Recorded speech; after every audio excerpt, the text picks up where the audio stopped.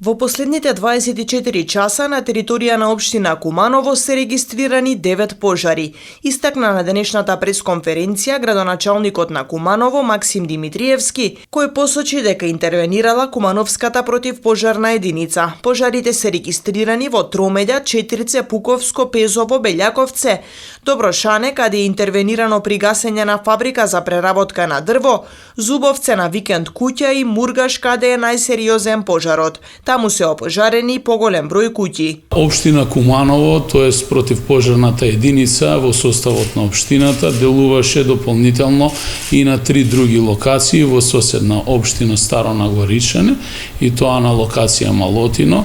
Повеќе од 36 часа веќе даваме континуирана поддршка на противпожарните екипи кои што работат на тој терен и дополнително на локација на село Ваксинце и село Матејче. Првиот човек на Куманово информираше дека општинскиот кризен штаб донел одлука сите сили на пожарната единица да се стават на располагање на општина Старо Нагоричане за справување со состојбата со кокино, а воедно и силите на јавното предпријатие Чистота и зеленило, која врши континуиран дотур на вода со своји цистерни на овие локации и дава директна помош на самите противпожарни екипи. Сакам да ги известам граѓаните и да повикам на смиреност, воедно да се почитуваат сите мерки и одлуки на владата и Централниот кризен штаб, бидејќи единствено ако сме дисциплинирани можеме да излеземе и да бидеме корисни на пожарникарите и противпожарните единици кои што деноноќно работат за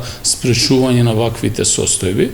Одговорноста треба да ја утврдат надлежните државни органи, која е причината за овие пожари. Според укажувањата на дел од граѓаните сметаат дека можеби и електричната инсталација на одредени локации, тоест преносот на електричната енергија е една од причините за појава на пожарна локација на селото Мургаш. Пожарот во Мургаш е целосно под контрола, а се работи на локализација на огнот во Белјаковце. Апелирам до местното население кое што живее во село Белјаковце и на оваа територија да биде во приправност, бидејќи имаме одредени места или пожарни џепови кои што можат да се реактивираат и е потребна и граѓанска асистенција на одредени локации, доколку приметат да навремено пријават до надлежните органи, а и дополнително самите да се вклучат во локализирањето на таквите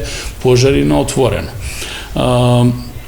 По однос на ангажманот на противпожарните екипи и припадниците на противпожарните екипи, сакам да искажам едно големо задоволство, висока професионалност, одговорен пристап и надчовечки напори во последните 36 часа. Кумановскиот градоначалник информираше дека општината има на располагање своји резервни сили за гасење пожари на отворено, составени од вработени од Чистота и зеленило и водовод, и доколку е потребно, истите ќе бидат дополнително ангажирани. Општина Куманово ќе излезе и со финансиско-материјална помош на тие семејства кои што имаат последици во овие пожари во изминатиот период.